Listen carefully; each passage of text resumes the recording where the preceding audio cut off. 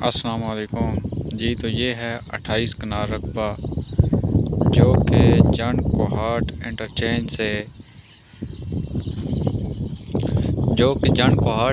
से 2 से 3 किलोमीटर की ड्राइव पे पड़ा हुआ है। ये इसका फ्रंट आपको दिखा रहे हैं। ये जो सामने घर नज़र आ रहा है ये भी इस रकबे में है।